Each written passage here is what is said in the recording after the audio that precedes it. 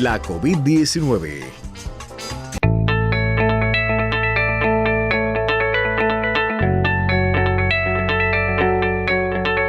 Es que conocer el código de la familia es importante porque precisamente es la familia el soporte de la sociedad. Entonces es concreción del Estado cuidarla, protegerla en todas sus funciones, desde el cuidado de un niño hasta un abuelo o un anciano, donde cada miembro de la familia tiene su lugar con respeto, con dignidad, con seguridad y sin ningún tipo de discriminación.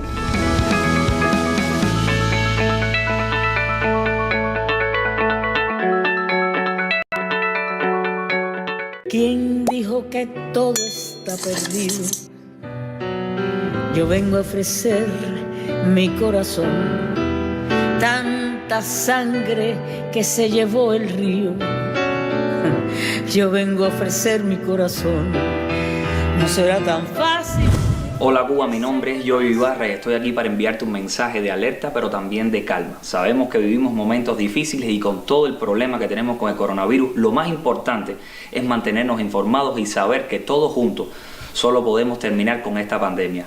Ya lo sabes, sigue todas las medidas sanitarias, todo lo que diga el Ministerio de Salud Pública y sobre todo para todos los jóvenes en casa, cuiden a sus abuelos. No pierdas la oportunidad de ser un héroe desde casa. ¿Quién dijo que todo se ha perdido? Yo vengo a ofrecer mi corazón.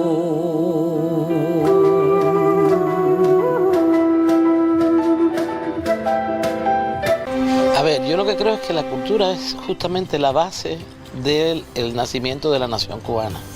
Recuerdo que en un discurso Fidel dijo, salvar la cultura es salvar la nación.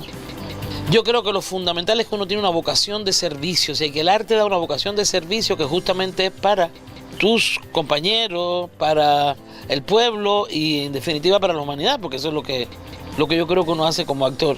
Eso justamente si tú no proteges las tradiciones populares, las tradiciones más importantes, te vas a quedar desarraigado, te vas a quedar justamente sin identidad. Y la identidad yo creo que es fundamental.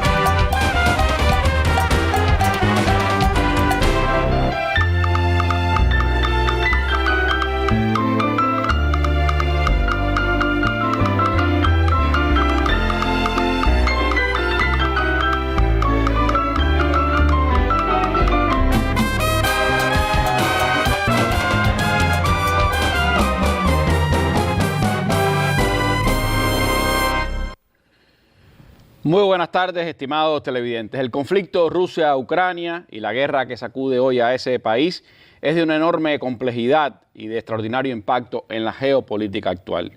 Junto a las causas que tienen raíz en ese conflicto, hay elementos históricos que es necesario conocer para entender precisamente de dónde surge y la magnitud de lo que allí se dirime.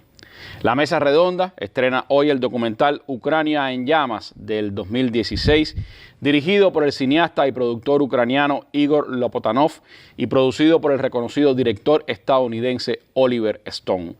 Este material revela las implicaciones de Estados Unidos y la CIA junto a otras fuerzas occidentales de la OTAN en el llamado Maidán ucraniano, el golpe de Estado ocurrido en ese país en el 2014, que afianzó en el poder a algunas fuerzas fascistas en Ucrania y fue pie para posteriores acontecimientos como la guerra en el Donbass, zona de población mayoritariamente rusa, y la operación que retornó al control de Rusia a la península de Crimea.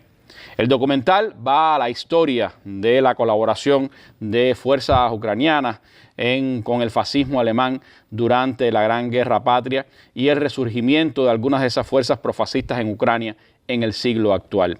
Los realizadores apuntan también a las presiones de la Unión Europea sobre Ucrania para firmar un acuerdo comercial desventajoso para ese país, el actuar manipulador de algunas llamadas organizaciones no gubernamentales financiadas por Washington y también habla de la construcción simbólica en Ucrania de un sentimiento antirruso bien financiado por Estados Unidos, entre ellos con la creación de 3 canales televisivos para ese propósito. El audiovisual refleja también las semejanzas del Maidán ucraniano con otras revoluciones de colores alentadas y financiadas por Estados Unidos y ocurridas antes y después del 2014. Este documental no ha sido exhibido en el país del realizador y ninguna distribuidora estadounidense quiso proyectarla en los cines porque responsabiliza directamente a Washington de la guerra prolongada que ha vivido Ucrania desde el año 2014. Nosotros tampoco coincidimos con todos los puntos de vista de los realizadores, pero consideramos importante transmitir este documental en nuestro espacio de la Mesa Redonda para brindar más elementos de análisis a nuestros televidentes sobre ese estremecedor conflicto que hoy tiene en vilo al mundo. Como ha reiterado públicamente nuestras autoridades, Cuba está a favor de una solución diplomática, pacífica y realista al conflicto militar que se ha desatado. Cuba confirma su apego al derecho internacional, a la Carta de las Naciones Unidas y su oposición al uso de la fuerza. Cuba también lamenta profundamente la pérdida de vidas civiles inocentes en Ucrania, con cuyo pueblo hemos tenido y tenemos una relación entrañable, y el testimonio está en los 23.000 niños de Chernobyl que fueron atendidos en nuestro país. Cuba está comprometida con el derecho internacional humanitario y llama a todas las partes a respetarlo. Cuba también ha denunciado la irresponsabilidad del gobierno de los Estados Unidos y sus aliados en el empeño de continuar la progresiva expansión de la OTAN hacia las fronteras de Rusia y el uso de una doctrina militar crecientemente ofensiva fuera de las fronteras de esa alianza. Y ha rechazado además nuestro país la hipocresía y el doble rasero de Estados Unidos y sus aliados, que han utilizado solo en este siglo la fuerza en múltiples ocasiones, dejando cientos de miles de muertos, millones de desplazados y enormes daños materiales en varios países. Como dijo Fidel hace 20 años, Cuba está contra la guerra y contra el terrorismo. Cuba defiende la paz. Los invito a ver este documental Ucrania en llamas, que puede darnos elementos de análisis históricos y actuales de los acontecimientos en Ucrania y de este conflicto que lamentablemente está ocurriendo allí y que, como decimos, pues tiene un impacto particular en toda la geopolítica mundial actual. Así que veamos este documental Ucrania en llamas.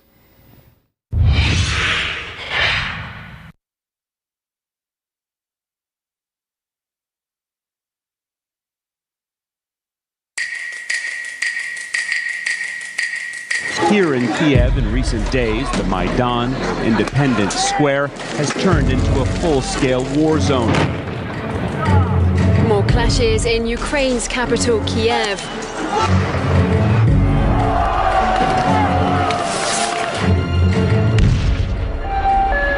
There is absolutely no doubt that snipers are working here. I've counted 10 bodies. Мы сегодня не знаем, кто стрелял в людей. Это проблема. Now on the brink of a civil war, at least 70 dead so far, and the death toll rising.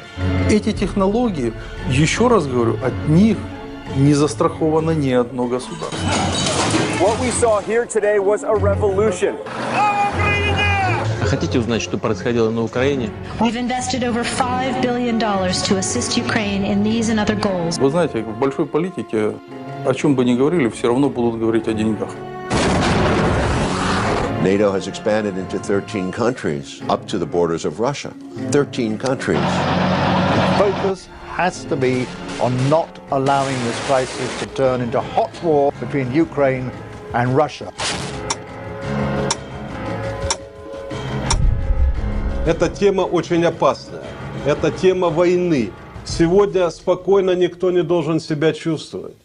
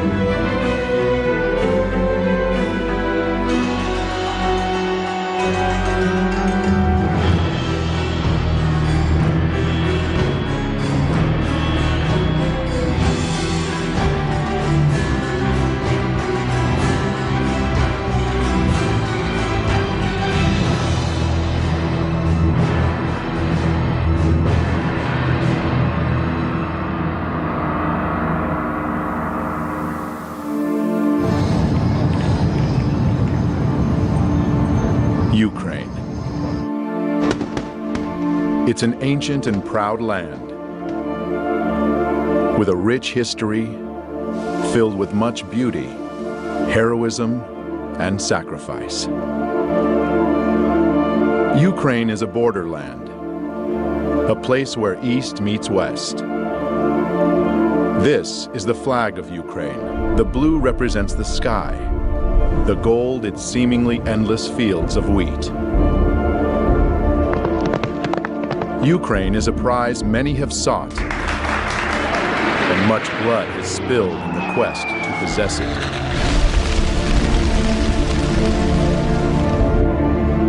Ukraine has been the pathway for Western powers as they attempted to conquer the East in World War I and World War II.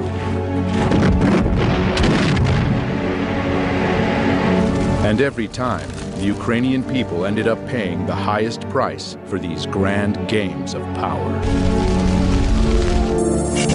History doesn't repeat, but it surely rhymes, said Mark Twain.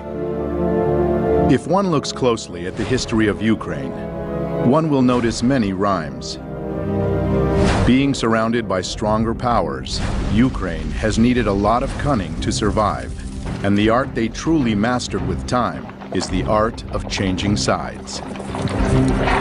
In the middle of the 17th century, Ukrainian leader Bogdan Khmelnytsky broke a truce agreement made with Poland, siding with more powerful Russia. Just over 50 years later, as the Russian-Swedish War was raging, another Ukrainian leader, Ivan Mazepa, broke the union with Russia when he switched sides, joining forces with the Swedish invaders. Many times, Ukrainian history was written by third parties.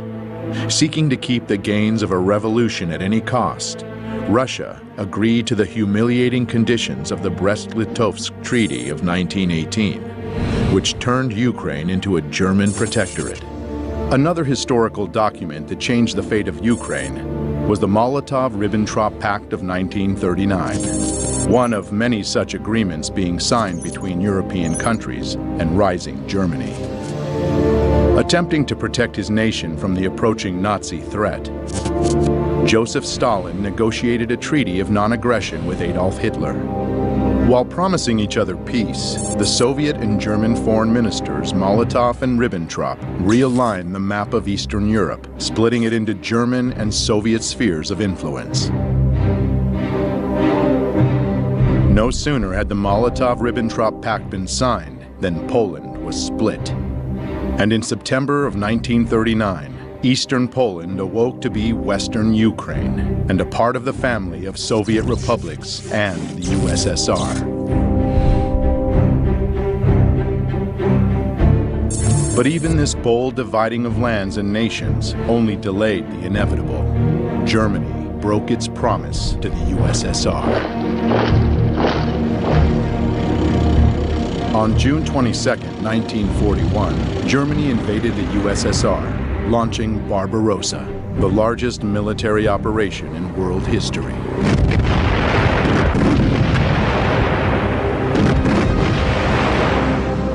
Barbarossa was aiming for St. Petersburg, Moscow, and Kiev, Ukraine, three destinations of major significance.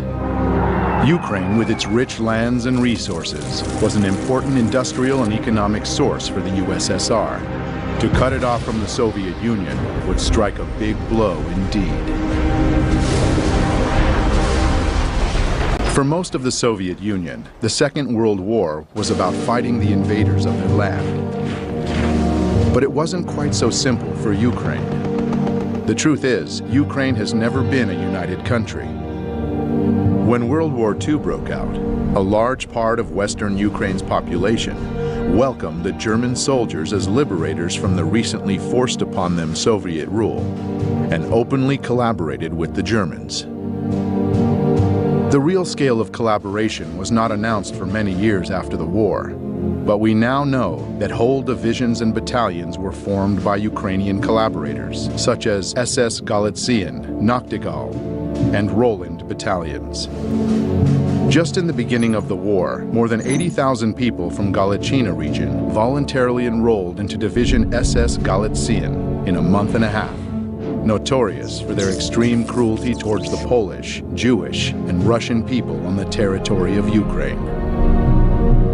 Members of these military groups came mostly from the Organization of Ukrainian Nationalists, the OUN, founded in 1929. This organization had an ultimate goal of creating an ethnically pure, independent Ukraine, and considered terror an acceptable tool for achieving their ends. Their official flag was black and red, land and blood.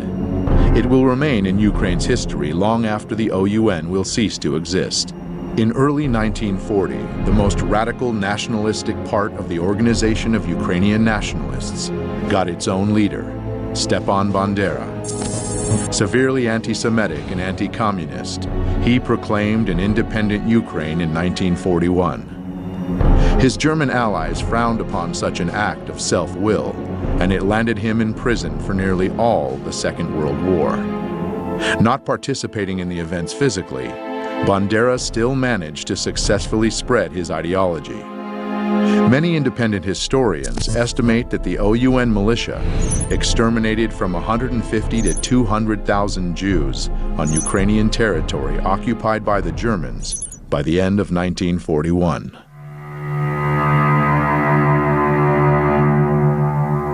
The most notorious and outrageous massacre took place September 29th and 30th, 1941, in Babi Yar, Kiev. All kikes of the city of Kiev and its vicinity must appear on Monday, September 29th by 8 o'clock in the morning. Bring documents, money, and valuables, and also warm clothing, linen, etc.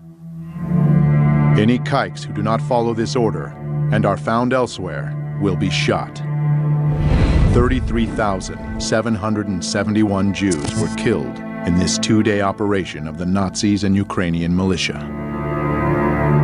Another outrageous massacre was carried out by the Ukrainian Insurgent Army and the Bandera faction of the Organization of Ukrainian Nationalists in German-occupied Polish Volhynia and eastern Galicia between 1943 and 1944. This genocide of Poles was led by Mykola Levitt. 35,000 to 60,000 people in Volhynia and 25 to 40,000 in eastern Galicia fell victim to this massive ethnic cleansing operation. Sensing the inevitable loss of the German troops, the Organization of Ukrainian Nationalists gave up on their former ally and began fighting equally against the Germans and the Soviet forces. In January 1943, USSR troops started pushing the Nazis back, liberating one part of Ukraine after another. Western Ukraine was the last Ukrainian region held by the Germans, finally being liberated in October of 1944. Bandera's bands continued to wage their guerrilla war against the Soviet regime, carrying out bloody raids on Ukrainian villages and towns, and leaving behind chaos and casualties. This war went on until the middle of the 1950s, when the last collaborators were either detained or fled the country. On May 7, 1945, Germany unconditionally surrendered to the Allies. Ukraine remained a part of the Soviet Union. The peace after the Second World War was short-lived.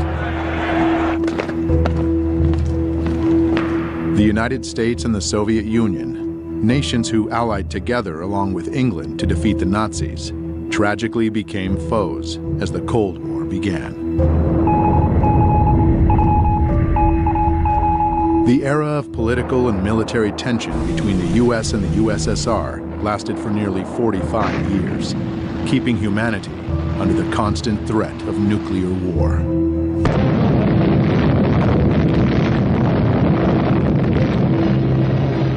In this battle, the United States never lost sight of Ukraine's importance. U.S. intelligence kept a close eye on Ukrainian nationalist organizations as a possible source of counterintelligence against the Soviet Union. CIA documents that just recently have been declassified show strong ties between U.S. intelligence and Ukrainian nationalists since 1946. From the CIA agency report, it is clear that they were not mistaken about the nature of Ukrainian nationalist organizations or their leader, Stepan Bandera himself. According to an OSS report of September 1945, Bandera had earned a fierce reputation for conducting a reign of terror during World War II. After the Second World War, Bandera and other Ukrainian Nazi leaders fled to Europe, where the CIA helped them hide. The CIA later informed the Immigration and Naturalization Service that it had concealed Stefan Bandera and other Ukrainians from the Soviets. The operations involving Ukrainians continued for many years. The Nuremberg trials of 1945 and 1946 brought the political, economic, and military leaders of fascist Germany to justice and revealed to the world the monstrous face of Nazism and the crimes they committed. But the Ukrainian Nazis were spared the same fate, and some were even granted indulgences by the CIA. By 1954, the agency excused the illegal activities of the OUN security branch in the name of Cold War necessity. In 1949, Mykola Lebed, the man responsible for the massacres in Volhynia, was moved to the United States, where he died in 1989 without ever being investigated or pursued as a war criminal. The CIA moved to protect Ukrainian nationalist leader Mykola Lebed from criminal investigation by the Immigration and Naturalization Service in 1952. Perhaps Bandera lost his use to the U.S., or maybe KGB agents outsmarted the CIA. But in 1959, Stepan Bandera, the leader of the Ukrainian nationalists, was killed in Munich, where he was hiding under the name of Stefan Popel. It would be fair to say that Bandera became a major symbol of Ukrainian nationalism by sheer chance, for he was neither its only leader nor its most powerful one.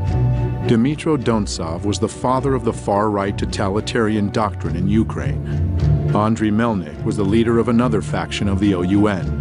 Roman Shuhevich was a general of the Ukrainian insurgent army, and others contributed greatly to the movement. Bandera's dangerous ideology, suppressed by the communist authorities but supported by external forces, never really died.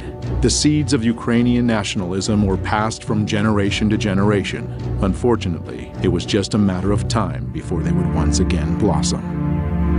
In 1954, Ukraine's territory was expanded even more when Nikita Khrushchev, the leader of the USSR and a Ukrainian himself, generously gave the Crimean region to Ukraine.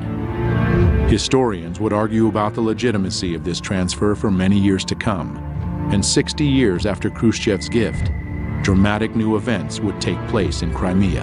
The eyes of the world are on Ukraine as the crisis in Crimea continues. Dozens of heavily armed men seized government buildings in Crimea. Should Ukraine just shrug its shoulders and say, okay, Crimea, it's lost? And the old arguments would heat up once again. The Cold War would heat up and cool down by turns, while both rivals were obsessively building up military capacity. The turning point took place when the new era, perestroika, came to the USSR with its new leader, Mikhail Gorbachev, in the middle of the 1980s. Perestroika meant restructuring towards liberalization and democratization. It certainly had a positive impact on the international situation. Astonishing news from East Germany, where the East German authorities have said, in essence, that the Berlin Wall doesn't mean anything anymore.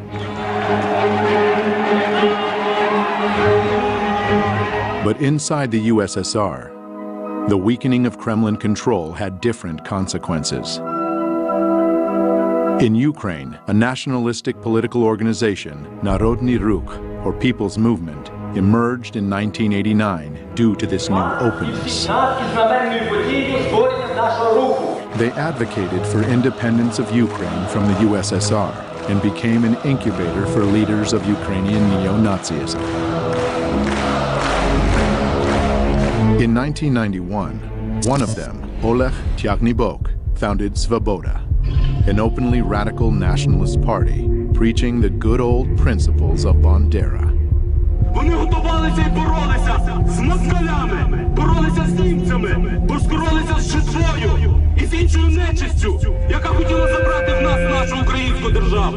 Purge Ukraine from the Jews and Russians, Ukraine for Ukrainians, and so on. His statements got him 5th place in the Simon Wiesenthal Center Top 10 Anti-Semitic World Leader Rankings of 2012. But also, sadly, attracted numerous followers. Dmitry Yarosh founded another extreme right organization, Trizu, or Trident, in 1994. In April 2013, Yarosh became an assistant to a member of parliament from the opposition party Udar. Later that same year, he would become the leader of the most radical Ukrainian Nazi group, the Right Sector. Andriy Parubi would soon appear leading a whole army of ultra-nationalist warriors. And the torch marches would once again light up the streets of Ukrainian cities.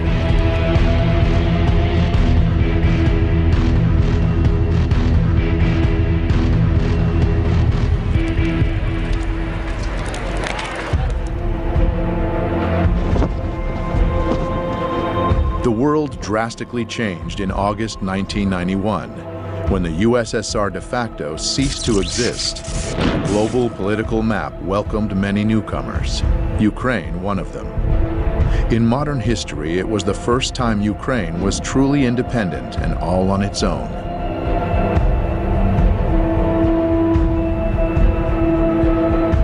The red flag came down over the Kremlin tonight as President Gorbachev resigned and brought to an end 7 decades of communist rule in the Soviet Union.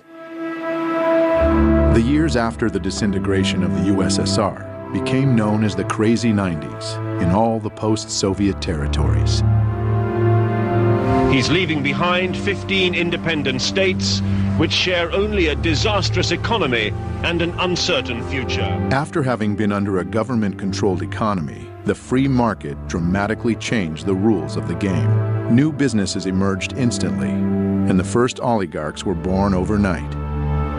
The former country with no class division suddenly became stratified. The chosen few became rich, while the rest had to fight to survive. Сразу же после получения независимости началась еще более дикая приватизация и растаскивание имущества государственной собственности, понижение жизненного уровня населения сразу же после получения независимости. И причем какие бы власти не меняли друг друга, для жизни рядового гражданина ничего не меняло. Там происходил просто систематический грабеж населения, грабеж граждан, грабеж украинского народа. И, конечно, люди уже устали от этого произвола, от этой совершенно сумасшедшей коррупции. The people's growing discontent made Ukraine more vulnerable to outside forces, and a new kind of warfare was launched, one not known before, the color revolutions. Demonstrators clashed with police, hundreds of thousands protesting the results of the election and calling for a new vote. Ukraine has had 2 color revolutions in its 24 years of independence. In 2004, crowds of people descended upon Kiev, marking the start of the Orange Revolution.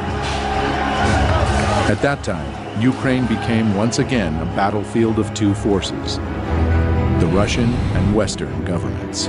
The culmination of this conflict took place during the presidential elections in November of 2004. The 2 major candidates, Western-backed Víktor Yanukóvich and Russian-leaning Víktor Yanukóvich, almost equally shared the votes of Ukrainians. By the way, calling Víktor Yanukóvich Western-backed is not an exaggeration. His wife, Katerina Yanukóvich, is a former U.S. State Department official and worked in the White House during the Reagan administration. The division was along geographic lines. Traditionally, Russian Eastern Ukraine voted for Yanukóvich, while Western Ukraine chose Yanukóvich. By the announced result, Víktor Yanukóvich lost to Víktor Yanukóvich, but thousands of people didn't agree with it, and they came to the central square of Kiev on the 22nd of November. The situation received wide news coverage. The country's election commission ignored reports of fraud, declaring Kremlin-backed Víktor Yanukóvich the winner. International politicians, such as former General Secretary of NATO, Javier Solana, became frequent guests in Kiev, initiating negotiations between parties. And I hope very much that the goodwill of everybody will be able to overcome this difficulty. The results of the negotiations, however, were often reached only on paper. Thus, Yushchenko never told the supporters to stop blocking government buildings in central Kiev. Therefore, these non-violent and very orange protests lasted for a month, during which time the previous election results were annulled, marred by massive corruption, and new elections were announced. An important nuance: just 3 months before, Víktor Yushchenko became a victim to a mysterious and still unsolved poisoning. But it didn't prevent him from winning in the new election. Though, as we shall soon see, there was much more than just the people's will that led to this victory. This peaceful revolution and its leader were warmly welcomed by the international community. But the euphoria didn't last long. Yushchenko's government completely failed with reforms and lost its chance to establish democracy, instead descending into infighting. Víktor Yushchenko was not re-elected for a second term, but at the end of his presidency, he had the time to make one last gift to his supporters from western Ukraine. На завершення я хочу сказати про те, що чекали мільйони українських патріотів і багато років. Я підписав указ за незламність духу у відстоюванні національної ідеї, виявлені героїзм і самопожертву у боротьбі за незалежну українську державу. Постановляю присвоїти звання Герой України з удостоєнням ордена держави Бандері Степану Андрійовичу. Слава Україні! The hero status of Stepan Bandera was short-lived. In 2010, Víktor Yanukóvich was elected president. This time, the international community had no doubts about the legitimacy of the elections. In January 2011, Víktor Yanukóvich repealed the hero title of Bandera. Almost 4 years into his presidency, though, another revolution shook Ukraine. Unfortunately, this one was anything but peaceful.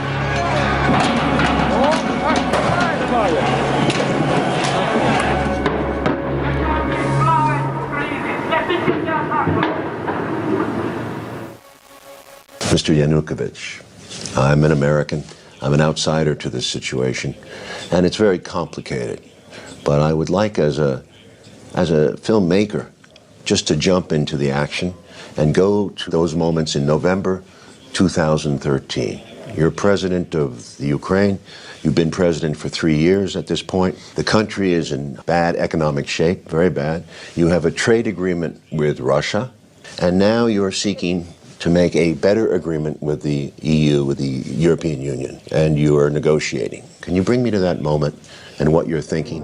Действительно, это был очень сложный период времени для Украины, и нам нужно было найти решение проблем в 2013 году.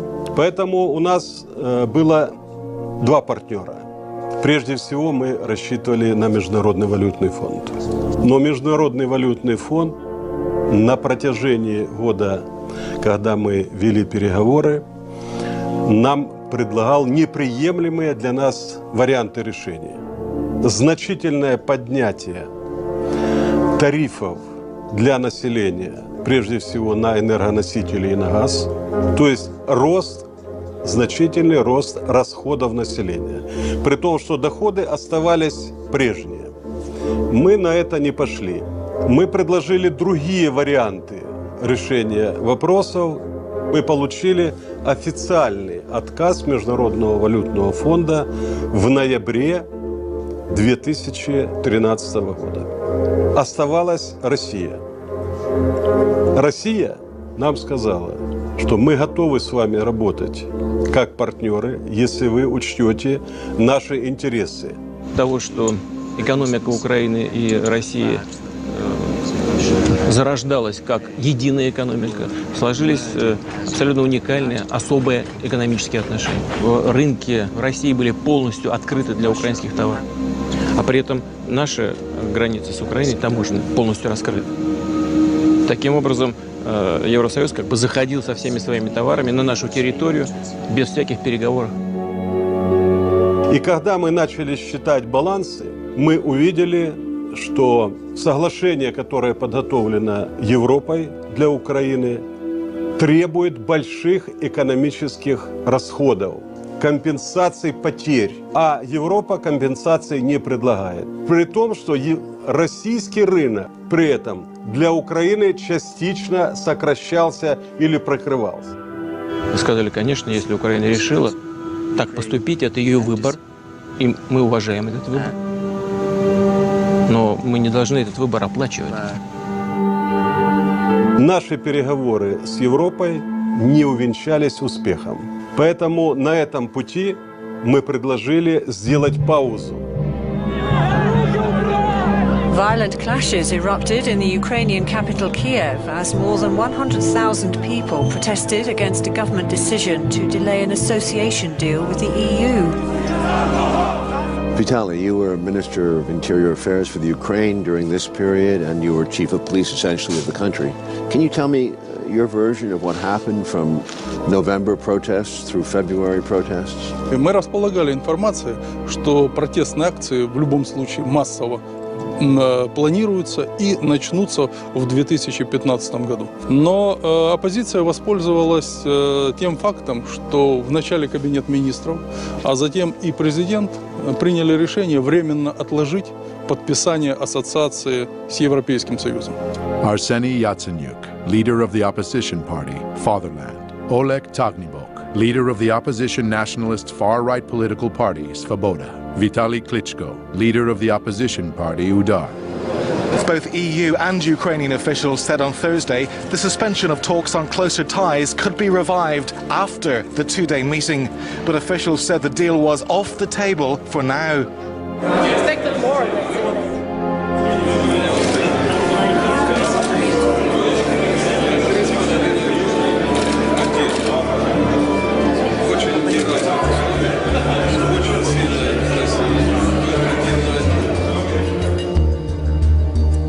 Pro-EU protests on the streets of Kiev enter their second day.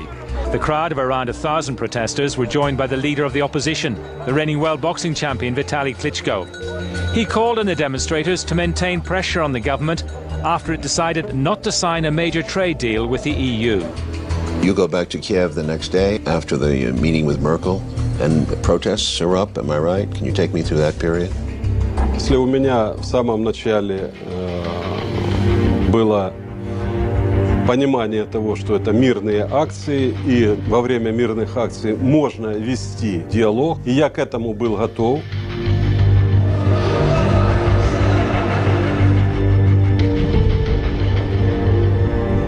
И говоря о протестах ноября-февраля, необходимо обязательно учитывать динамику их развития, которая происходила на Украине заранее до того. Огромное количество общественных организаций, которые финансировались из-за рубежа, огромное количество журналистов, работающих на гранты. Robert Perry is a longtime investigative journalist based in Washington, D.C., best known for his major disclosures about the Iran-Contra scandal in the 1980s. He is the founder of Consortium News, where he has reported extensively on the crisis in Ukraine and the forces behind the unrest. An NGO is a non-governmental organization. Now, many NGOs are quite legitimate. They represent good causes. Maybe they help people in a country feed or deal with water problems or deal with various kinds of social problems. But there are some NGOs that have become funded by government entities and serve more the purpose of that government rather than trying to serve the people that they are ostensibly working for. One thing we saw in the 1980s, at that point the Central Intelligence Agency had been largely discredited because of scandals that had been exposed in the 1970s. For 15 years, the CIA has secretly financed overseas activities of the National Students Association. But then there came to light a fantastic web of CIA penetrations. So when the Reagan administration came in, there was this concept that instead of having the CIA, which traditionally would go into these different target countries, funding their media funding, NGOs funding different political operations. That was essentially farmed out to a new organization called the National Endowment for Democracy, which was created in 1983. And it would do pretty much what the agency used to do. It would go into one of these countries and it would support various political groups, train activists, deal with journalists, business groups, and try to advance U.S. foreign policy interests, sometimes against the interests of the host government, the target government. And beyond that, they received financial and other logistical help from the National Endowment for Democracy and other U.S. agencies that helped them training activists, working with journalists to get their side presented more favorably. They work on things like, how do you get traction? How do you get things to go viral? How do you then use that to generate support for your cause? And support was generated. Mustafa Nayan, a founder of one of Ukraine's new media outlets, Hromadske TV, knew very well how to make something go viral. It was his notorious Facebook post on November 21st, 2013 that brought the first crowds to Maidan. Я це написав просто, щоб почути, чи є ці люди, чи просто ми поговоримо десь у Фейсбуці. If you don't read the newspaper, you are uninformed. If you read the newspaper, you are misinformed. To deliver your message efficiently enough in the modern world with so many different technologies and means of communications, you must embrace them all. As the disturbing events of Euromaidan started on November 21st, 2013, 3 new TV channels went on the air and suddenly became stunningly popular in Ukraine. Spilno TV, November 21st. Hromadske TV, November 22nd. And Espresso TV, November 24th, directly from opposition protests. These channels went viral, supporting the protests and encouraging more and more people to come to Maidan. И первые выступления массовые начались 21 числа, 21 ноября. Сначала акции проходили мирно. На эти акции пришли люди разной категории. Это были молодые и пожилые люди, приходили с детьми. Явно было понятно, что с их стороны есть доверие к власти, в том числе и к правоохранителям, потому что свободно выходили. И никаких намеков на то, что будет в отношении этих манифестантов приниматься какие-то меры воздействия, силовые и так далее, просто не существовало. Значит, соответственно, на охрану общественного порядка выходили правоохранители без огнестрельного оружия. Но среди митингующих уже замечены нами радикалы, которые относились к правым партиям, неофашистским организациям. И 24 числа, 24 ноября, они осуществили первую агрессивную акцию. –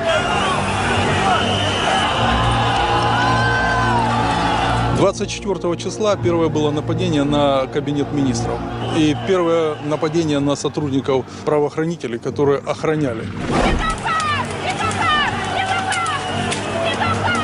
Второе нападение на правоохранителей службы безопасности Украины произошло 25 числа. Затем небезызвестные события 30 числа. November 30th of 2013 became the first turning point of Euromaidan and one of its most reported and mysterious events. Я тогда немножко расскажу, как видел эти события я. Был звонок мне от Попова, глава администрации города Киева. Он говорил, что давайте сегодня мы хотели бы завозить оборудование для новогодней елки на площадь. Я ему объяснил, что до тех пор, пока люди находятся на площади, то этого делать нельзя. В районе часа ночи, когда массово люди начали расходиться, разъезжаться, я поговорил по телефону с руководителем службы безопасности Украины и спросил его точку зрения по развитию событий. Он сказал, я считаю, что, слава богу, все закончилось. Вся информация идет о том, что все закончилось. Потому что фактически с 21 числа я в кабинете просто жил и спал какое-то время, может быть, 2 часа в сутки удавалось поспать. Около 3 часов ночи я приехал тоже к себе домой. Завел часы на 6:30 утра, Включил телевизор сразу же, когда проснулся. Он у меня был настроен на 5-й канал. И 5-й канал демонстрирует большое количество скорой помощи. И там побитые люди. After riot, police attacked peaceful protesters with clubs. Happened in the early morning hours. The eyewitnesses that were there said that the police did use truncheons. Меня, честно говоря, пробил просто холодный пот. Моя первая реакция на то, что Майдан пострадал от действий полиции, была мгновенной. Нужно было расследовать, кто дал приказ разгонять митингующих, применять к ним силу. Я был противник того, чтобы к митингующим применялась сила, нарушали права людей. Решений таких Попов самостоятельно принимать просто не мог. А кто для него был самый высокий руководитель? Для Попова был самый большой руководитель, это глава администрации. Сергей Владимирович Левочкин. Coincidentally, Sergei Lovochkin is a close associate to many U.S. politicians. The security service of Ukraine had evidence that on that night, Lovochkin was in contact with opposition leader Yatsenyuk, where they discussed the clearing of Maidan on the pretext of installing the annual Christmas tree. News media reported that the riot police cruelly attacked the students peacefully sleeping in their tents. But scenes from the event seem to tell a different story. It appears that the protesters were waiting for the police. Additionally, there were dozens of journalists and cameramen from all the new public TV news outlets prepared to cover the events. And most ominously, a group of well-trained young men arrived to Maidan almost simultaneously with the riot police. They infiltrated the crowd and began provocations with insults, stones, and torches. The right sector in Ukraine represents a part of the Ukrainian population that has often favored fairly extreme right-wing positions. They had militias that came especially during the Maidan protests. There were groups that were being shipped into Kiev where they would provide the muscle, in effect, for the demonstrations. So the demonstrations went from being relatively peaceful political protests to being increasingly violent. The first step in any detective work is to establish a motive. It is now said that Sergei Lovochkin is held in high esteem by his powerful U.S. friends. Outraged by what was reported in the news, the Ukrainian people came out in force on the next day to vent their anger with the police actions. The violence started to take off when? Фактически жесткие противоправные действия начались уже в декабре 2013 года. События, которые проходили в тот период в Киеве, они были очень радикальные. В них принимали неонацистские организации, молодые люди, которые были различными вооружены различными средствами. Металлические прутья, биты.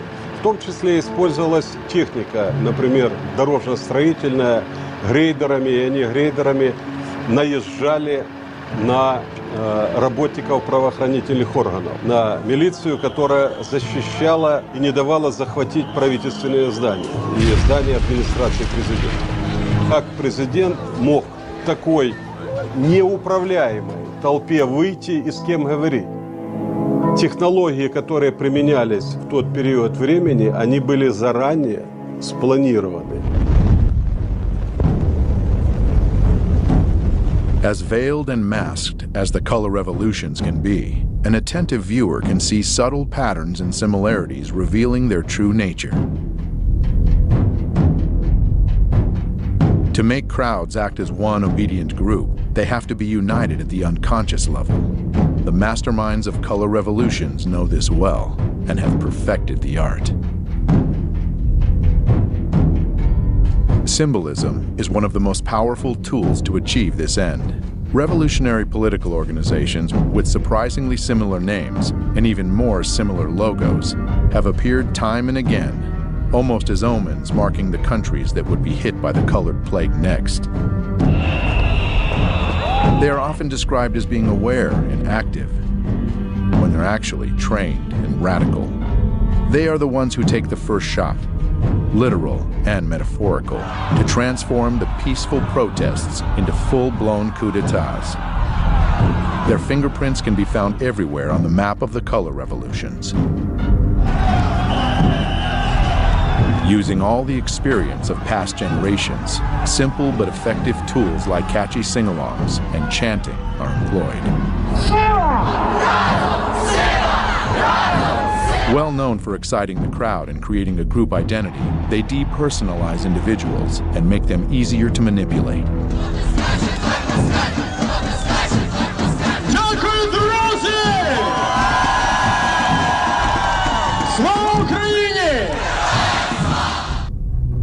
Конечно, без денег здесь не могло быть. Такое количество не государственных, различных общественных организаций, грантов, которое выделялось на Украину, это не есть секретом.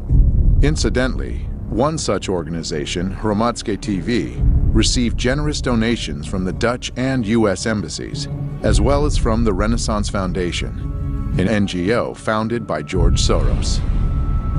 I set up a foundation in Ukraine before Ukraine became independent of Russia. And the foundation has been functioning ever since. And it played an important part in events now. I like criticism, but it must be my way. Did you see any evidence of U.S. involvement? Did you feel their presence from the U.S.? Очень частыми гостями были представители Соединенных Штатов, конгрессмены, были госпожа Нуланд, приезжала очень часто, у нас были с ней дискуссии. Но после этих дискуссий она шла на Майдан и поддерживала протестующих.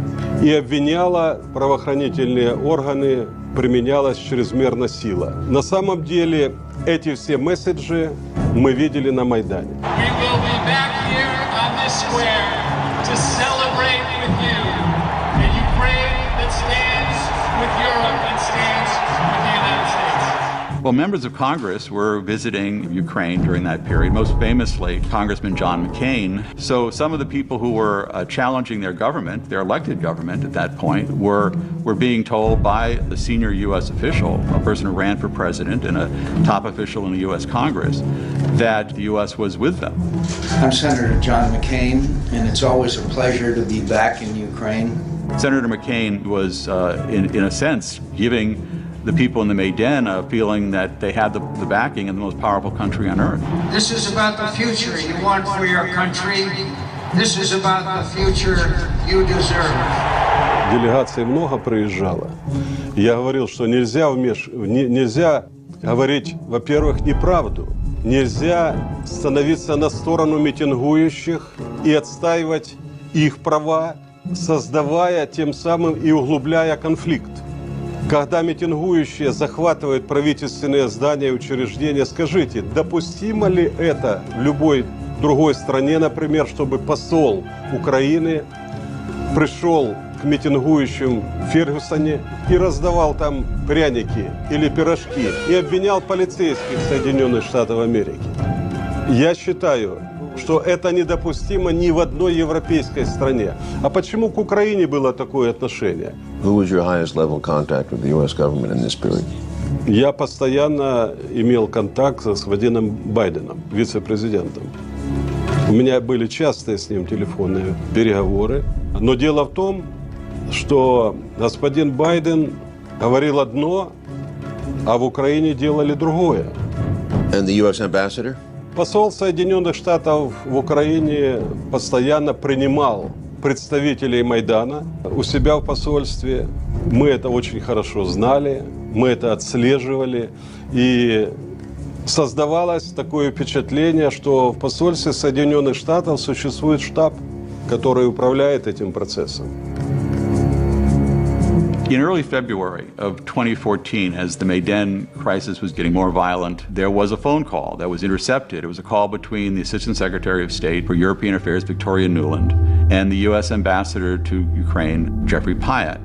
questions of credibility are being raised after a private chat between two top U.S. diplomats was leaked online. I think Yats is the guy who's got the economic experience, the governing experience. He's the guy, you know, what he needs is Klitsch and Tony Book on the outside. I just think Klitsch going in, he's going to be at that level working for Yatsenyuk. It's just not going to work. Yeah, no, I think that's right. Okay. Good. Well, do you want us to try to set up a call with him as the next step? Sullivan's come back to me, VFR, saying you need Biden, and I said probably tomorrow for an attaboy and to get the deets to stick.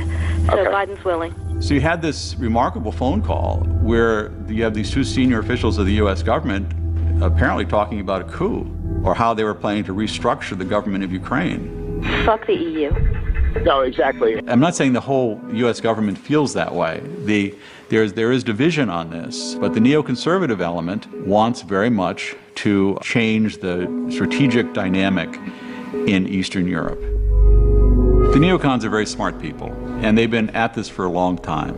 They came in around the issue of propaganda. They studied how to create hot buttons for the American people. They had this experience when they were getting the American people to get excited about Central America back in the 1980s. Sandinista regular army. The ground force is being equipped now with Russian artillery. And they've been applying those same strategies ever since. They remain very dedicated to achieving their goals. They still want to get rid of certain governments. They wanted regime change in Syria, for instance, regime change in Iran. They're very skilled at this, and they have a lot of allies now inside the news media, inside the government, and that means that they can do a lot to control the narrative of any story. I think in America these days, we have somehow told ourselves that there are a lot of ways of dealing with these problems other than hard power. Vladimir Putin cares about hard power. The neoconservatives can now demonize a leader of a country. That sells with the American people. So you don't just sort of argue a policy. You attack the leader. So the neoconservatives became very skilled at picking out leaders, finding their ugly traits, and then highlighting them. Yanukóvich, you might say, was a rather clunky political leader, but you make him into a devil. He's totally corrupt, and he's evil, and he wants to kill people in the Maidan, these wonderful white-hatted demonstrators. So you've got a black hat versus white hat, and you keep repeating that basic scenario, and it works with the American people. You've got to realize what Vladimir Putin is. He's an old KGB colonel that wants to restore the Russian Empire. You make them into demons, and the American people find that the way they can understand the world. Once that happens, it's very difficult for a journalist or anyone else to say, you know, hold it, that guy, he's got more of a gray hat than a white hat or a black hat. And if you say that, you're a Yanukóvich apologist or you're a Putin apologist, and then the attacks come on to the person saying it, the journalist, the academic, or whoever. Any good director will tell you that tempo and rhythm are the most essential components to hold an audience's attention. Сама технология, которая применялась Майданом, состояла в необходимости сакральных жертв. Это часть технологии. It can also be called a method of betrayal, when the allies and followers are relentlessly thrown into the revolutionary flame. The idea is simple. When the preparation work is done, the trigger just needs to be pulled to set the machine into full motion. The murder of politician Rafiq Hariri led to the Cedar Revolution. Looking back at the mysterious poisoning of Víktor Yanukóvich right before the Orange Revolution of 2004, we see now that he became a sacred victim himself. Most political analysts believe the compassion of the Ukrainian people at that moment tilted the scales, giving him the presidency.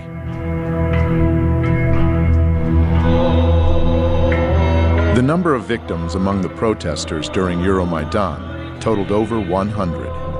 They are called the Heavenly Hundred. All the sacred victims were immediately mythologized. The beating of students on November 30th, 2013 was the obvious trigger of Euromaidan. Those who sent trained provocateurs to the square very well realized that peaceful protesters were the ones who would get hurt the most. It's hard to keep protests going for months on end. Tensions subside, and people inevitably get tired. Holidays are also a big danger for revolutionary masterminds.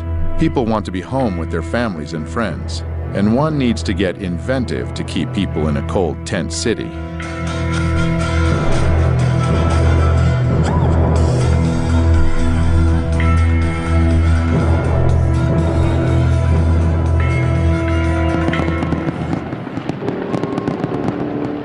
On Christmas Day of 2013, tabloid journalist and political wannabe Tatiana Chornovol was chosen to become the tool to whip the protests on Maidan back up. A civic activist and journalist known for investigating corruption among senior officials was beaten outside Ukraine's capital on Christmas. Her heroic deeds as a reporter looked more like petty crimes, trespassing on the presidential residence of Víktor Yanukóvich, leading a rioting crowd to seize the Kiev City Administration building, breaking into a car of the security service of Ukraine. It looked like Tatiana was more interested in making news than reporting it, and gaining name recognition that could be turned into votes for her struggling political career in the opposition party Fatherland. She gave the world media a Christmas present in 2013 when she was cruelly beaten by unknown assailants on the road. Despite the fact that in just 3 days all the suspects were arrested and confessed to beating Tatiana during a road rage incident, world media kept insisting upon the political background of the crime. Instantaneously, Tatiana became a heroic martyr, uniting people around her image. The beating coming amid political turmoil in Ukraine. This has drawn a protest. Euromaidan was once again center stage, and Tatiana, in less than 2 months after the assault, she was already healthy enough to attack the office of Party of Regions, the party of Víktor Yanukóvich. Звідти виїжджали ті машини, які били мене. Тобто не те, що навіть гніздо цієї злочинної мафіозної влади, ескадрони смерті теж керуються звідси. One of the staff members, 65-year-old IT specialist Vladímir Zahárchenko, was killed during the attack. So, where is Tatiana now? Well, she finally got her position of power in the new government. 1 month later, the time for another act in the play came. Armenian-Ukrainian protester Sergei Nigoyan was one of the first to arrive at Maidan. He wasn't radical or violent, but instead naive and full of hope. Watching Sergei read a patriotic poem is like watching a casting tape for the role of a sacred victim. Борітеся, поборете, вам Бог помагає. За вас правда, за вас слава і воля святая. Unfortunately, Sergei got the part. Betrayed by his brothers in arms, this video would eventually go viral after Sergei was killed early in the morning of January 22nd, 2014. The circumstances of his death remain unknown to this day. Even though the whole area of protests was heavily filmed at that time, there were no records or witnesses to help the investigation, and his body was moved immediately from the scene of the crime. Sergei became the first killed martyr of Euromaidan, and in a heartbeat, the police officers were appointed as his killers. Almost 2 years later, the official investigation would still deliver no results.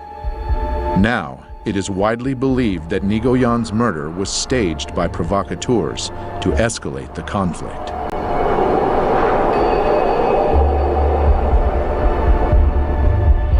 God speaks to people with the language of signs. On January 26, 2014, Pope Francis prayed for Ukraine, addressing thousands of people at St. Peter's Square in Vatican City. Et Filius et Spiritus Sanctus.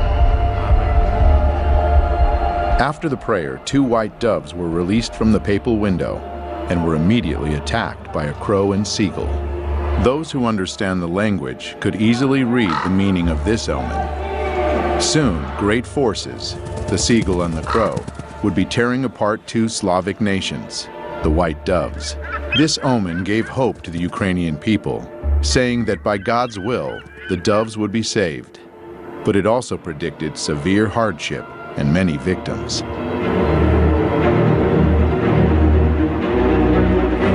The events which could enter into the history of the color revolutions as the most massive human sacrifice yet arrived right on schedule. 1 month later.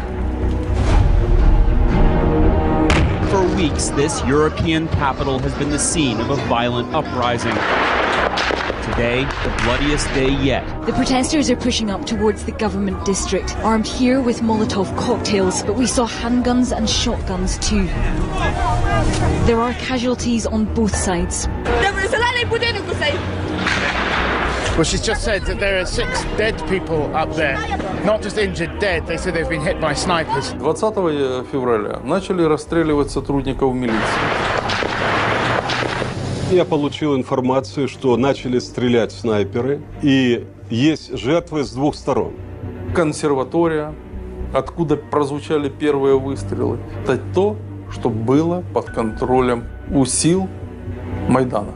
And here again, we meet our old acquaintance from Narodny Ruch, Andriy Paruby, who was at the peak of his glory as self-proclaimed commandant of Maidan, which basically means the leader of the radical opposition.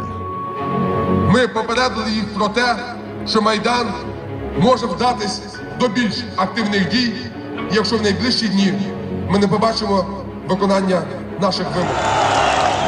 В том, чтобы посеять хаос, но Янукович точно не был заинтересован в том, чтобы хаос разрастался.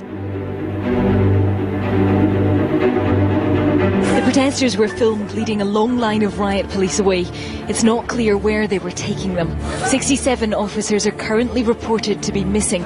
14 policemen dead and 43 wounded. Было погибших 20 человек и более 150 раненых огнестрельными ранениями. Тогда уже было понятно, 20-21 февраля, что начался вооруженный переворот. Earlier, from inside the protest camp, the opposition leader Vitali Klitschko urged his supporters to stay put. Each of you here should stay strong in spirit, he said, because we're not going anywhere. Мы вели в этот период времени переговоры с оппозицией и очень часто договаривались. Но, как я позже понял, что это была игра. Та часть, оппозиции, которая не принимала участие в переговорах, радикальная часть, она не обращала внимания и никого не слушала. Они выполняли свою работу. Like in 2004 during the Orange Revolution, international leaders felt it necessary to intervene and bring both sides to the negotiating table. Приехали 3 министра иностранных дел европейских стран в Киев. Laurent Fabius, Frank-Walter Steinmeier, Radoslav Sikorski. Приняли участие во встрече президента Януковича и оппозиции. Договорились о том, что будут проведены досрочные выборы. Договорились о том, как будут строить отношения между оппозицией и президентом. The Ukrainian president and the leaders of the anti-government protests there have agreed on a truce. The truce was to give talks between President Yanukóvich and the opposition a chance. Just like in 2004, the opposition, or at least its radical faction, the right sector, headed by Dmitry Yarosh, had no intention on fulfilling its part of the bargain. Ті домовленості, які досягнуті, не відповідають нашим з вами прагненням. Правий сектор не складе зброї. Правий сектор не зніме блокаду жодної з державних установ, поки не буде виконана найголовніша наша вимога – відставка Януковича. Я подписал такой протокол, но немного позже я понял, что какой бы протокол мы ни подписали, сценарий захвата власти и государственного переворота, он был запланирован и он был неизбежен. То есть фактически это не зависело от наших действий.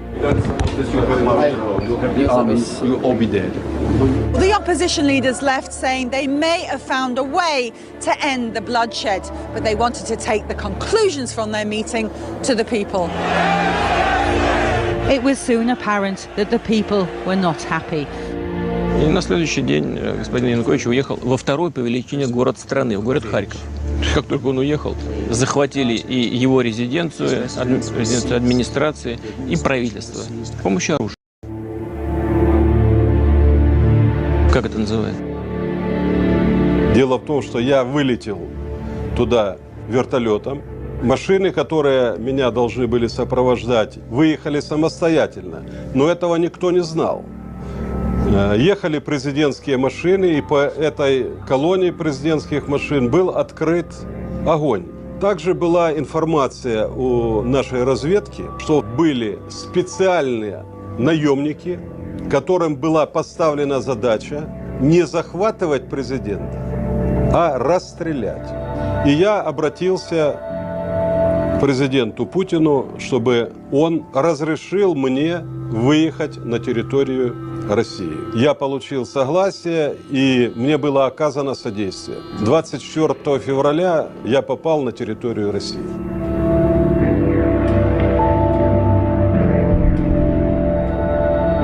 At the same time, Kiev was saying its last goodbyes to the victims of the massacre.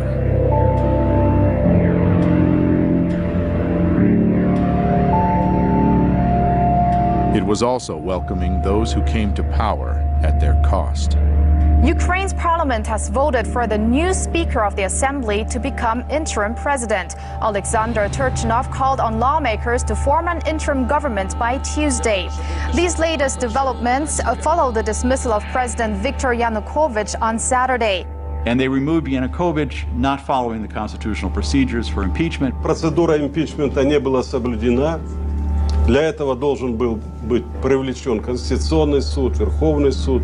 Этого не сделали. И голосовать в парламенте должны были 3/4 депутатов. The Parliament of Ukraine consists of 450 deputies. The Constitution of Ukraine requires at least a 3/4 majority to vote. In other words, 338 votes in favor of the impeachment, but only 328 deputies voted yes. 3/4 не проголосовали.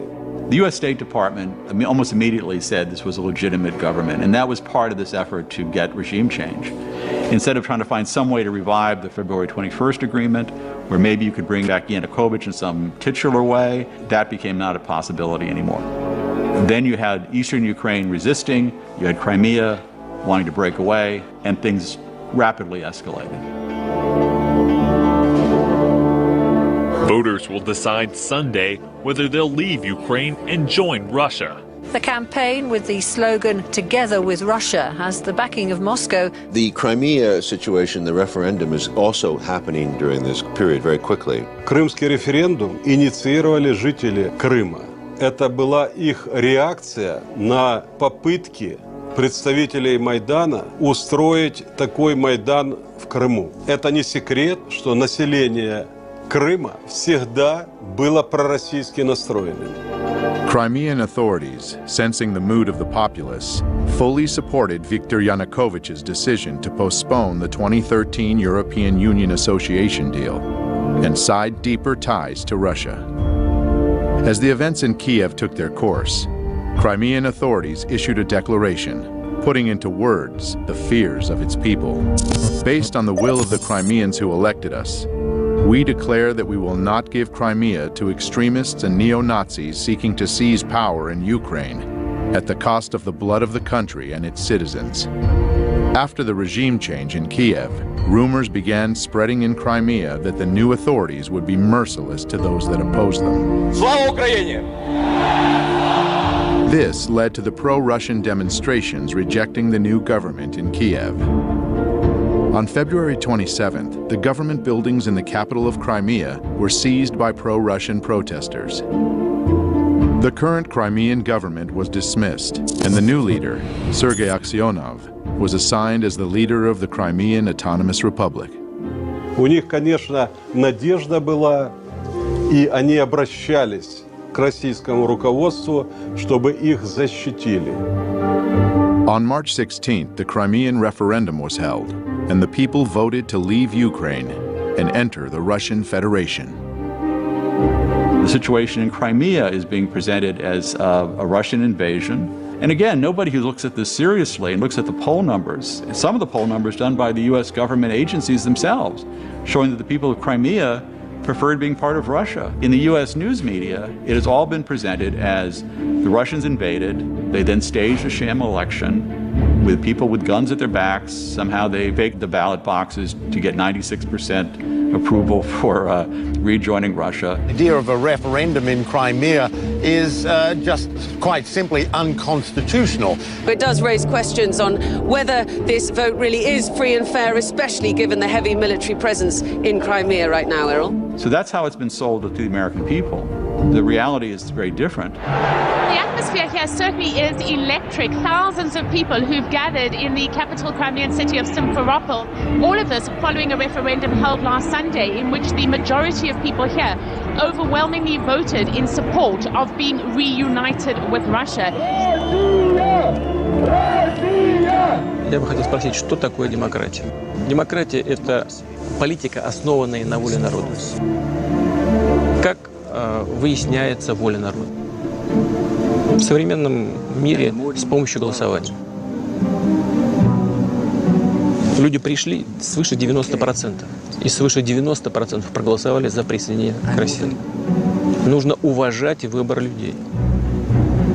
Не подстраивать каждый раз под свои геополитические интересы, международное право и принципы демократии. У нас не было там никаких боевых действий. Там никто не стрелял. Никто никого не убивал. What is described in the West as a Russian invasion of Crimea is, in fact, the presence of Russian soldiers in Crimea. Can you clarify that? Российские солдаты в Крыму, как говорят, были испокон веков. Потому что база Черноморского флота была в Крыму. As long ago as 1804, Sevastopol's naval base became the main military port of the Russian Empire on the Black Sea. During the Second World War, the heroic defense of Sevastopol lasted almost a year and took hundreds of thousands of lives.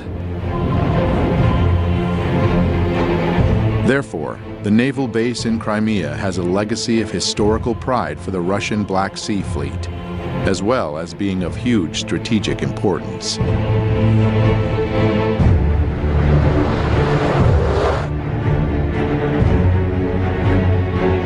Those of us alive back then remember when there were Soviet missiles put into Cuba, how frightened Americans were and how angry, and how we almost went to a nuclear confrontation over having weapons of that kind of destruction placed that close to the United States. If the United States considers Cuba to be in its backyard, then Crimea lays at Russia's doorstep. The consequences of a U.S. seizure of the base or a NATO base? Очень тяжелые, потому что сама по себе база ничего не значит. Но вот чтобы я хотел отметить один нюанс. Почему мы так остро реагируем на расширение НАТО? Нас беспокоит практика принятия решений. Я знаю, как принимаются. Когда страна становится членом НАТО, ей уже очень трудно сопротивляться давлению со стороны такой крупной страны, лидера НАТО, как США. И там легко может появиться все, что угодно. Система противоракетной обороны, и новые базы, и, если потребуется, и новые ударные комплексы. А нам что делать? Мы должны в этой связи предпринимать контрмеры, то есть ставить под удар наших ракетных систем те объекты, которые, по нашему мнению, начинают нам угрожать. Ситуация напрягает. If we are attacked, we would certainly respond. Знаете, мне кажется, я не всегда понимаю логику наших партнеров. Иногда стало впечатление, что нужно держать в повиновении и наладить дисциплину в своем собственном западном, так называемом, атлантическом лагере. Для этого нужен внешний враг. При всех опасениях Иран на это не очень тянет. I am concerned about the expansion of NATO. NATO has expanded into 13 countries, up to the borders of Russia. 13 countries. Эта тема очень опасная. Это тема войны. Вообще, война между Россией и Соединенными Штатами вообще это безумие.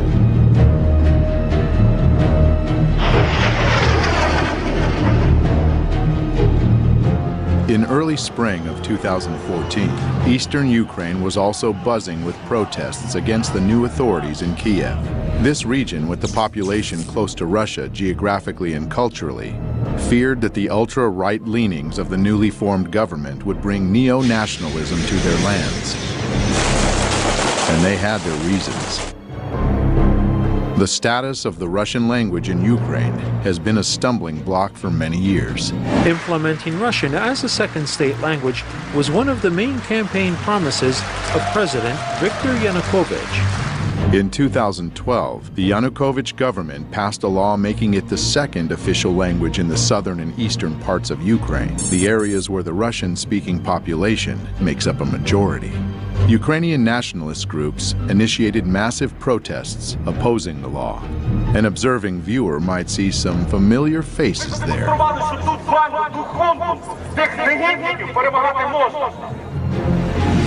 On February 23, 2014, the very next day after the regime change, the new government voted for an annulment of the official status of the Russian language.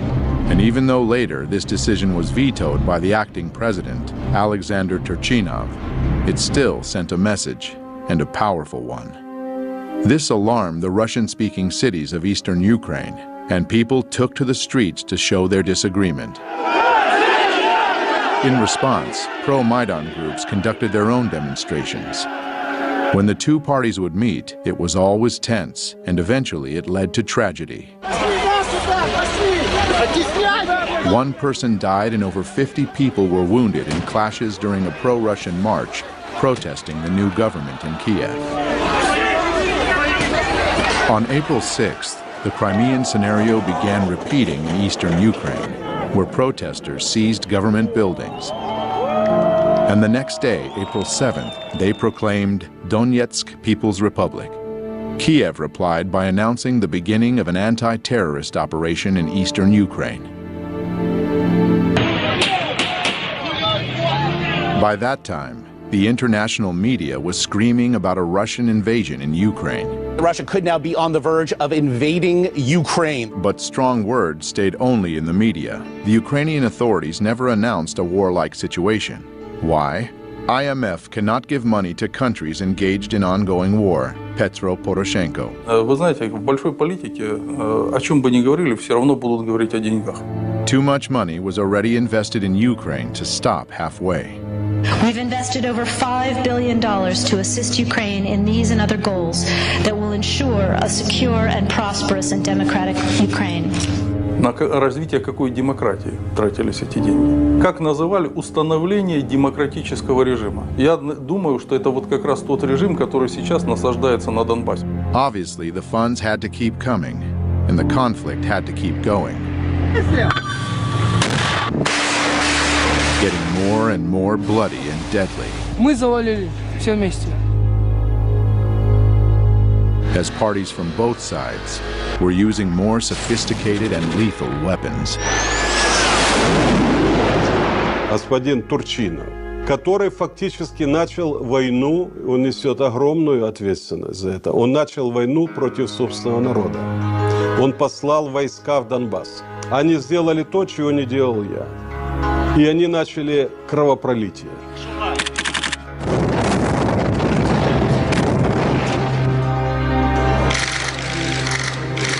The world seemed too busy welcoming this new democracy in Kiev to notice what was being done as it spread its wings over the country.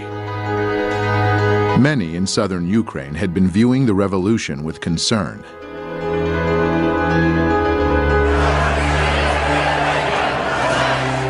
And an anti-Maidan movement formed in the city of Odessa in early January 2014.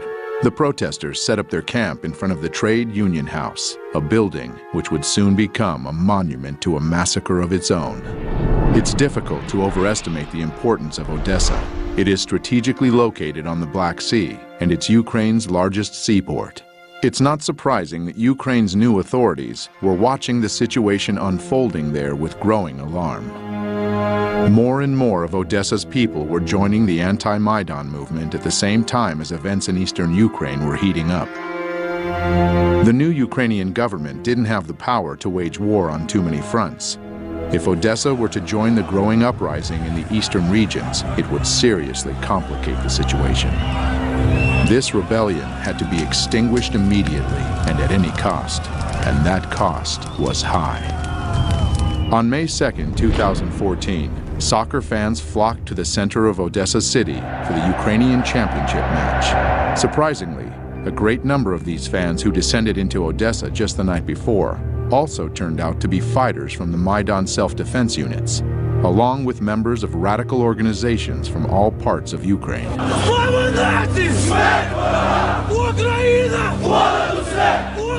These fans, masked, armed, and shouting nationalist mottos, began disturbances in the center of the city as they marched to the anti-Maidan tent encampment, where they attacked. The anti-Maidan protesters sought shelter in the trade union house, but it was a trap. Maidan supporters started throwing Molotov cocktails into the building until it was engulfed in flames. People burned to death inside, or, trying to escape, jumped from the windows.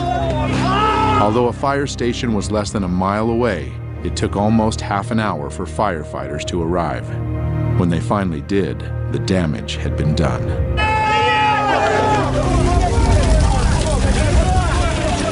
But here's an intriguing fact. Just a few days before those dreadful events, a messenger from Maidan, Andriy Perubi, made a visit to Odessa. It's an interesting coincidence that some of the people he met with in Odessa were seen at the scene that fateful day.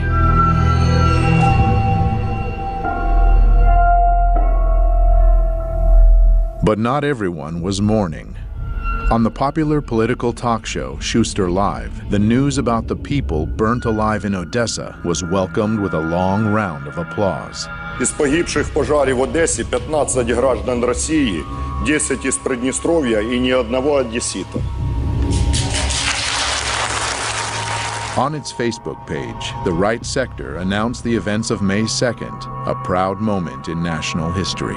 An official investigation into this sad event has been going on now for nearly 2 years, and it's yet to reach a conclusion. But it seems the experts had all the information they needed from the very beginning. Звичайно, провокація була з сторони путінських бойовиків, які почали розкол української демонстрації.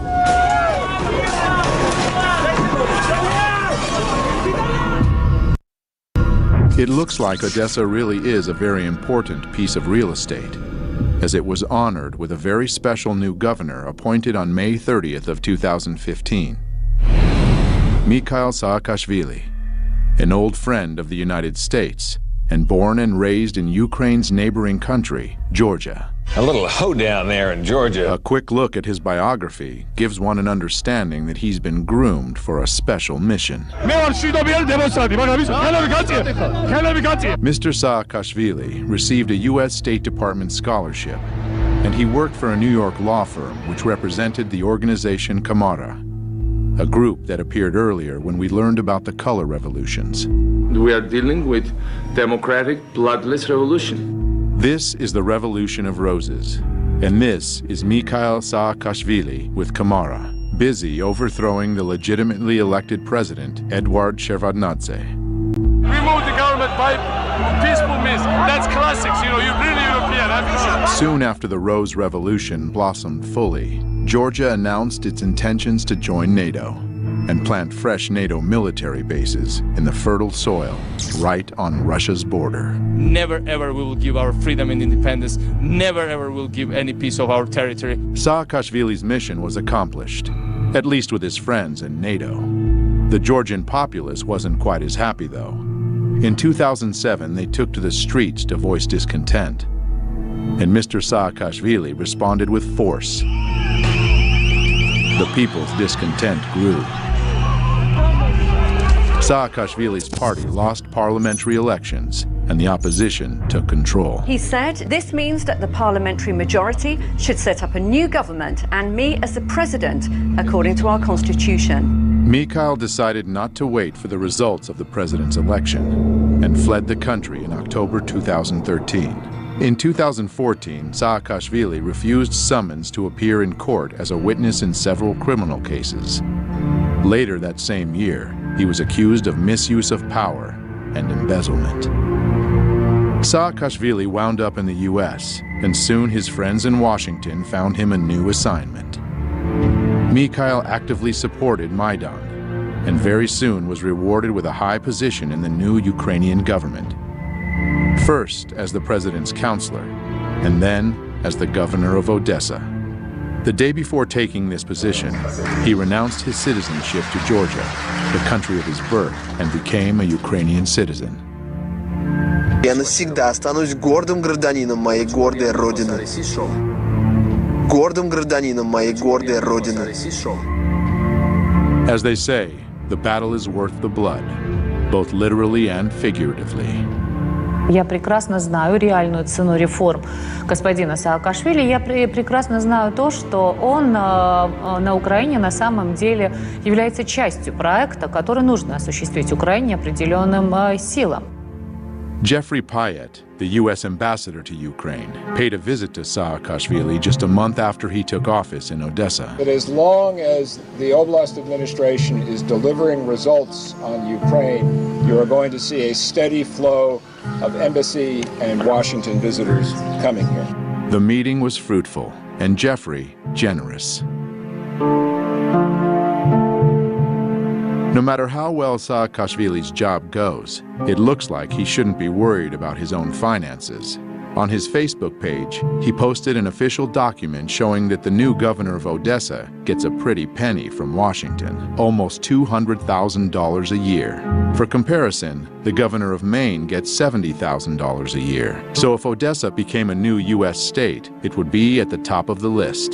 Mr. Saakashvili should feel right at home in his newly adopted country.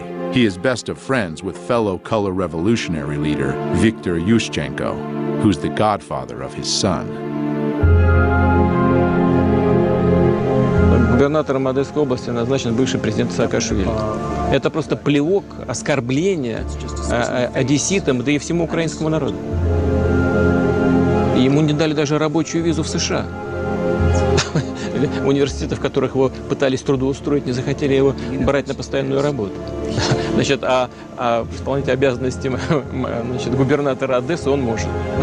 А что, нет порядочных, профессиональных и способных выполнять такую работу украинцев?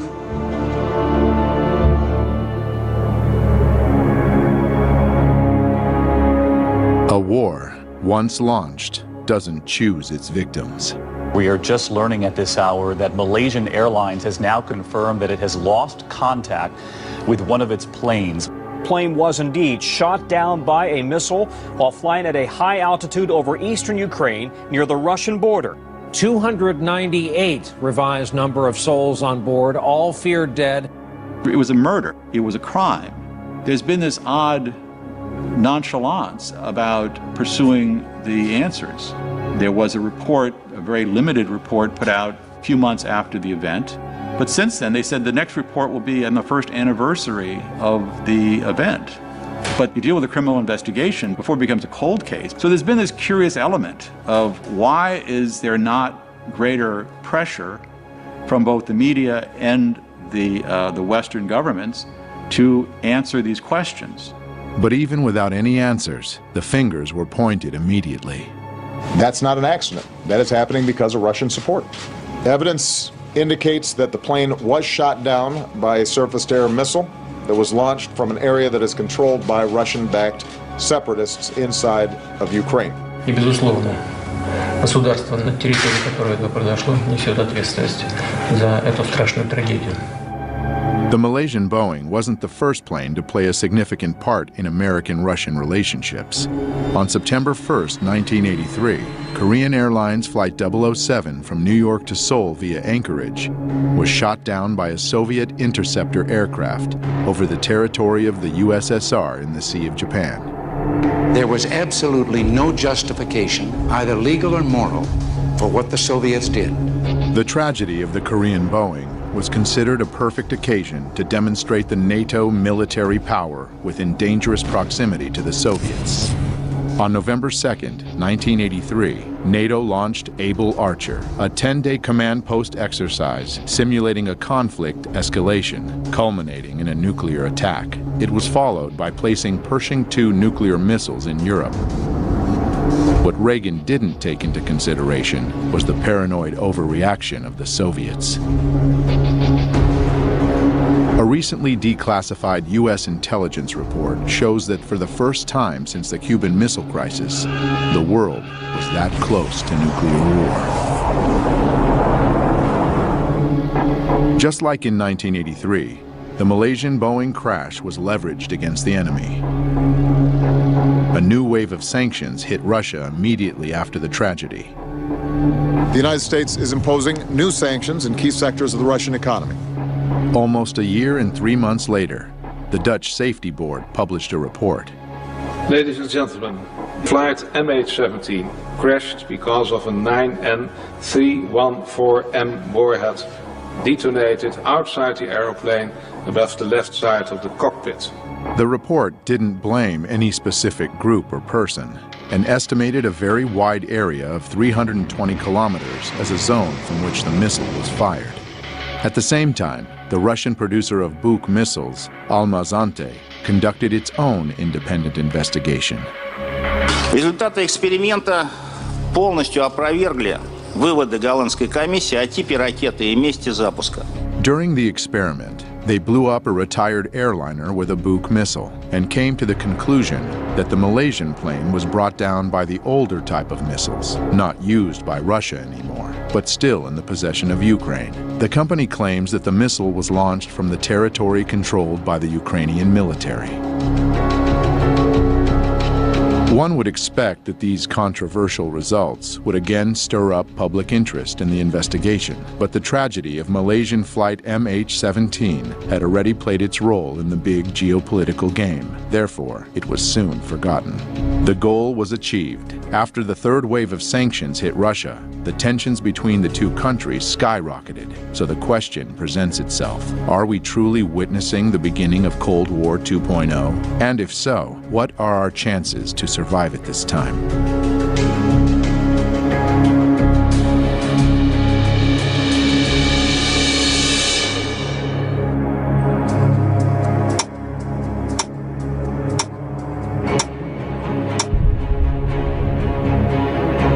In 1947, the Bulletin of Atomic Scientists introduced the Doomsday Clock. It represents a countdown to global nuclear annihilation. In 1953, during the height of the Cold War, it came its closest to midnight as the superpowers were creating massive nuclear arsenals. This is the story of America's ever-expanding atomic weapons program. As the world began to grasp the insane danger of nuclear warfare and took measures to control the arms race, the situation steadily improved. In 1991, the Doomsday Clock was at its furthest from midnight, 17 minutes. That time of hope was short-lived, though, as the world has become more and more unstable. But in 2015, the Bulletin of Atomic Scientists moved the clock to just 3 minutes to midnight. Today, unchecked climate change and a nuclear arms race resulting from modernization of huge arsenals pose extraordinary and undeniable threats to the continued existence of humanity. The United States and Russia have embarked on massive programs to modernize their nuclear arsenals, undermining existing nuclear weapons treaties.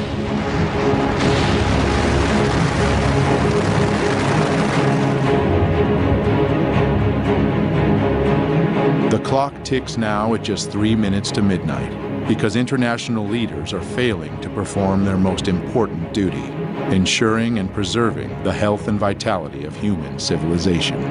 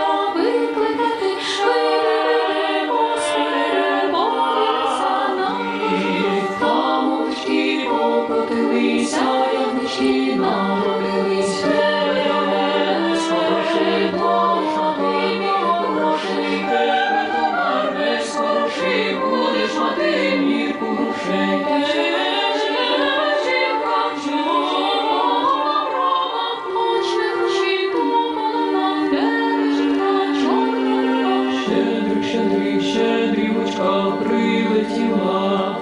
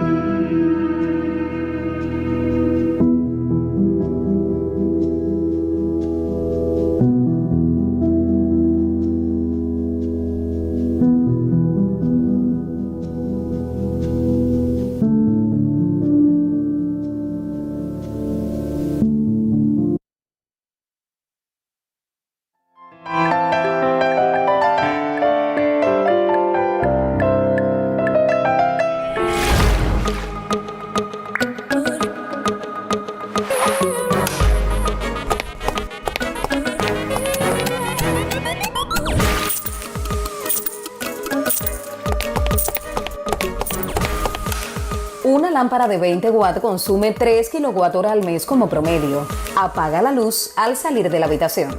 Ahorra ahora por tu economía.